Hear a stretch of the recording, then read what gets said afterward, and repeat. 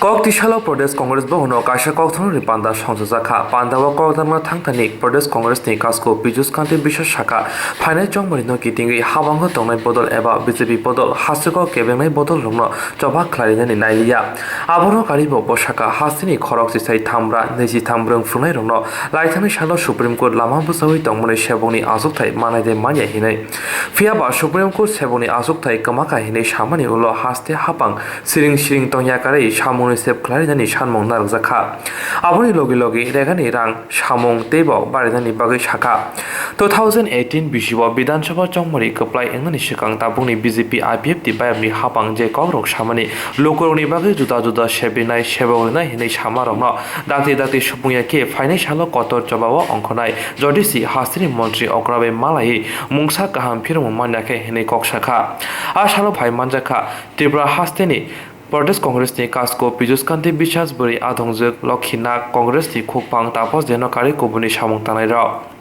Press conference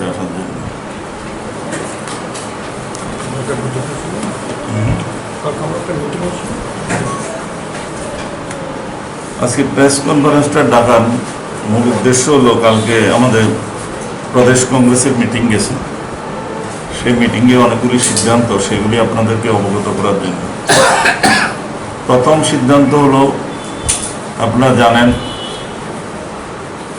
এই রাজ্যের এক সময় চিট ফান্ডের এত বাড়ন্ত ছিল এতে ত্রিপুরা রাজ্যের কয়েক লক্ষ লোক প্রতারিত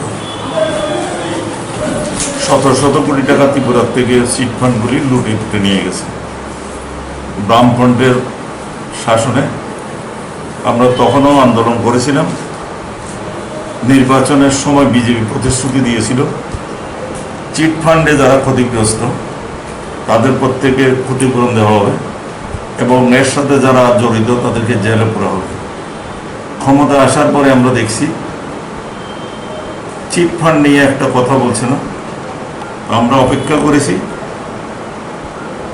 এটার মধ্যে আমাদের একটা সিদ্ধান্ত হয়েছে চিট ফান্ডে যারা ক্ষতিগ্রস্ত হয়েছে সরকার তাদের ক্ষতিপূরণ দিতে হবে কারণ এই রাজ্যে কোন সরকার ছিল সেটা বড় কথা না সরকারের পারমিশন নিয়ে এই ব্যবসাগুলি করেছে তখন এখন মানুষ প্রতারিত সরকার ত্রিপুরা সরকার বাধ্য তাদের ক্ষতিপূরণ দিতে সেই জন্য আমরা সিদ্ধান্ত নিয়েছি এটার ক্ষতিপূরণ দিতে হবে এবং চিট ফান্ডের অনেকগুলি সম্পত্তি বিভিন্ন চিট ফান্ডে ত্রিপুরা রাজ্যে আছে এগুলি আন্ডার দি অ্যাক্ট ক্ষমতা দেওয়া আছে স্টেট গভর্নমেন্টকে এইগুলিকে অ্যাটাচমেন্ট করে বিক্রি করে এগুলির যে টাকা পাওয়া যাবে সেটা ক্ষতিগ্রস্ত যাতে তাদেরকে দেওয়া আমরা দেখছি বামফ্রন্টও এটার সম্পর্কে কিছুই করেনি বিজেপি এসেও এই নিয়ে কোনো কিছু করছে না যদিও তাদের প্রতিশ্রুতি ছিল এবং সিবিআই ইনভেস্টিগেশন দিয়ে যারা এর সঙ্গে জড়িত তাদেরকে জেলে করবে এবং অবিলম্বে ক্ষতিপূরণ দিতে হবে মেন দাবি আইন তো ওনারা বলেছেন সেটা করতে হবে যারা জড়িত কিন্তু ক্ষতিপূরণের ব্যাপারে কোনো কম্প্রোমাইজ আর কংগ্রেস করবে না এবং সেই জন্য এটা আদায়ের জন্য আমরা কি করব আমরা পরে বলবো সর্বশেষ না হয় আমার প্রতিটা গ্রামে গঞ্জে এটার দাবিতে আমরা আন্দোলন করবো এগুলো প্রথম সিদ্ধান্ত বিজেপির এমপি বিজেপির এমএলএরা প্রতিনিয়ত এডিসির এরিয়াতে নির্বাচনী প্রচার চালাচ্ছেন সুতরাং কিন্তু বিরোধী দল কাউকে এই সুযোগ দেওয়া হচ্ছে না আমরা immediately Tripura tribal autonomous district council election চাইছি এবং মিউনিসিপ্যাল কাউন্সিল এবং কর্পোরেশন যতগুলি ত্রিপুরাতে সবগুলি ডিসেম্বরে পেন্ডিং ডিসেম্বর হওয়ার কথা সবগুলি যাতে সময় মতন হয় পিছানো চলবে না ইমিডিয়েটলি এডিসির ইলেকশন করতে হবে এগুলি আমাদের দাবি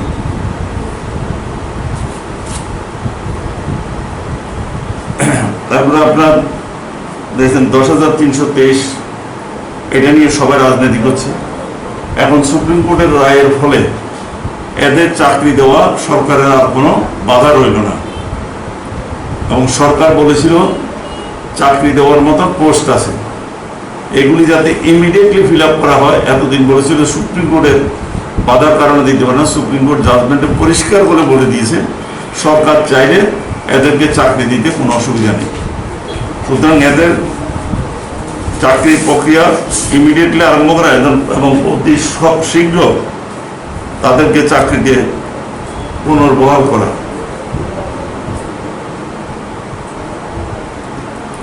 MGM বলেছিল 340 কর্মী ক্ষমতা আসে, কিছুই করেনি। আমরা করোনা ভাইরাসের কারণে MGM ম্যান্ডেট যেমন বাড়ানো হবে, দৈনিক হাজিরাটা আমরা 500 টাকা দাবি করছি। তারপরে মাননীয় মুখ্যমন্ত্রী বেকারদের 10,000 চাকরি দিয়েছেন বলে একটা স্টেটমেন্ট দিয়েছে। আমরা কারা চাকরি পেয়েছে আমরা এখন পর্যন্ত সেটা দেখতে পাইনি। আমরা মাননীয় মুখ্যমন্ত্রীকে কাছে দাবি করছি ইমিডিয়েটলি হোয়াইট পেপার প্রকাশ করার জন্য কোথায় কি চাকরি হয়েছে। আমরা দেখছি কোথাও চাকরি হচ্ছে না, শুধু দিল্লিতে নরেন্দ্র মোদী সাহেব যেমন মিথ্যা তথ্য দিচ্ছেন, এখানে একই বেকার মিথ্যা তথ্য দেওয়া হচ্ছে। যদি এটা সত্য হয়ে থাকে উনি যাতে প্রকাশ করেন, কারণ আমরা কোথাও এটার প্রমাণ পাচ্ছি না এবং আমরা এটা বিশ্বাস করি না।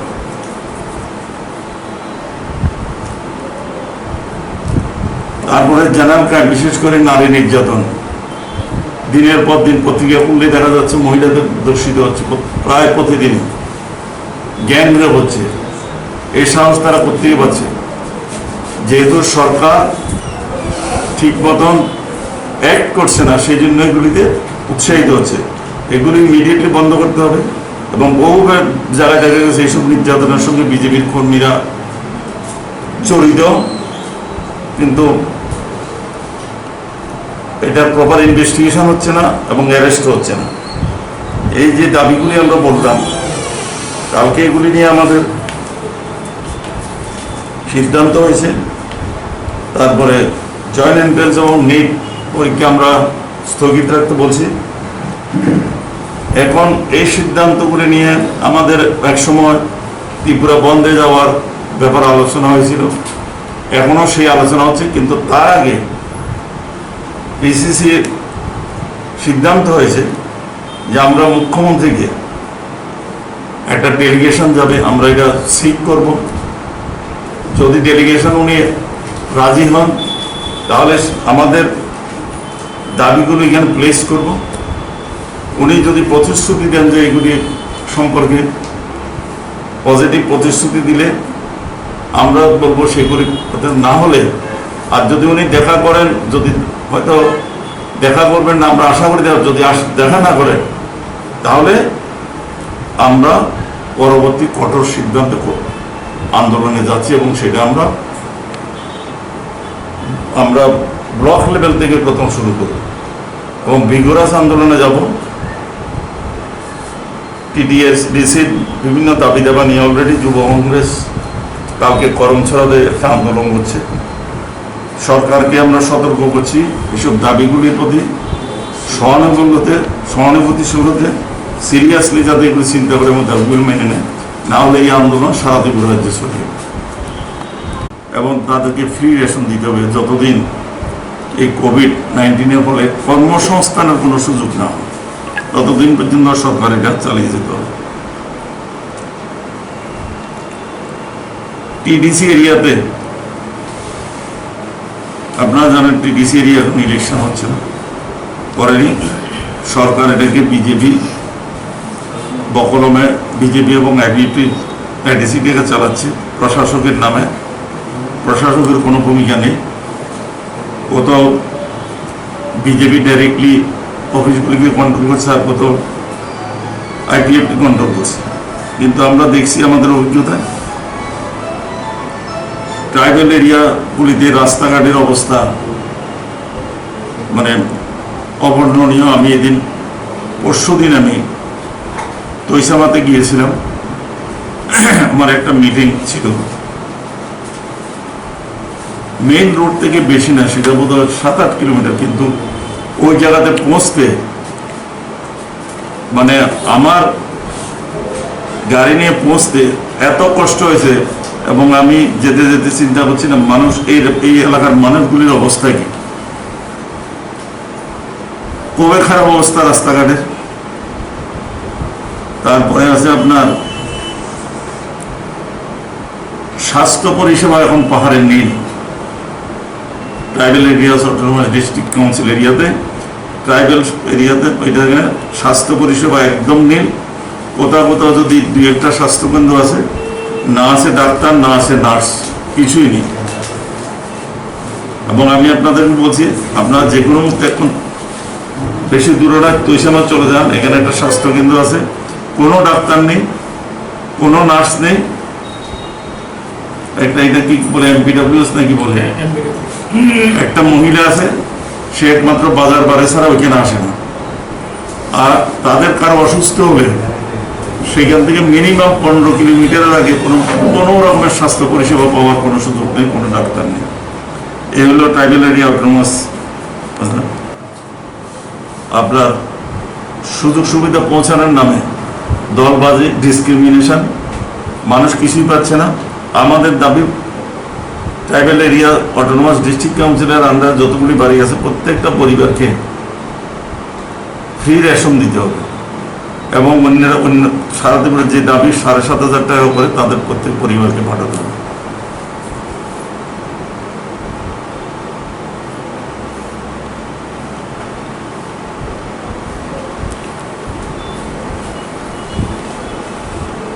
তারপরে আরেকটা জানেন, সিপিএম ক্ষমতা থাকতেও আমরা অনেক কর্মী নেতাকে হারিয়েছি রাজনৈতিক খুন। বিজেপি ক্ষমতায় আসার আগে, সেটা আসার পরে সেটা কোনো অবস্থাতে কমেনি, এবং অনেক জায়গায় দেখেছে মুখ্যমন্ত্রী, মাননীয় মুখ্যমন্ত্রী প্রতিশ্রুতি সত্ত্বেও আমরা মানুষকে যখন সাহায্য করতে যাচ্ছি, সেইখানে কর্মী থেকে, নেতা থেকে সবাই আক্রান্ত হচ্ছে। বহু জায়গায় আক্রান্ত হয়েছে, আমরা থানায় এফআইআর করেছি, সেগুলো না। কিছুদিন আগে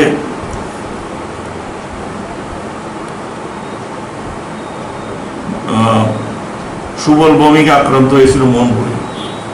বিল্লাল মিয়া এখন পর্যন্ত 6 বার আক্রান্ত হয়েছে, এবং এগুলি করছে বিল্লাল মিয়া থেকে। এগুলি করার সুযোগ করে দেওয়ার জন্য সরকার বিল্লাল মিয়ার যে সিকিউরিটি ছিল সবগুলি সিকিউরিটি উদ্যোগ করে নিয়েছে। আরেকজন এক্সএমএলএ দিলীপ মৌরি, সে ফুড ডিস্ট্রিবিউশন করতে গিয়ে এখন পর্যন্ত 4 বার আক্রান্ত হয়েছে। গভর্নরের বাড়িতে তো আপনারা জানেন যেভাবে পুলিশ হামলা করেছে।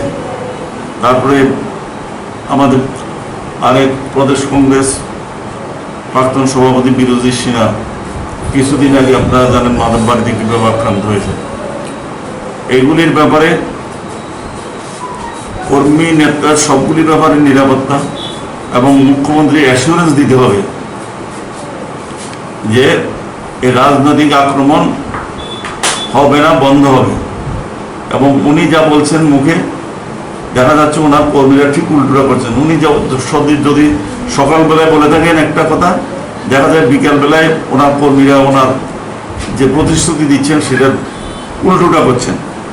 সুতরাং এইগুলি সম্পর্কে মুখ্যমন্ত্রী স্পষ্ট করে করা, এবং ইমিডিয়েটলি আমাদের যেসব কংগ্রেস নেতা বললাম, বিরোধী সিনহা, সুবল ভৌমিক, বিল্লাল মিয়া, লক্ষ্মীনাথ, দিলীপ চৌধুরী, এদের যে সিকিউরিটি উইথড্র করে নিয়েছে সেগুলিকে রেস্টোর করতে হবে।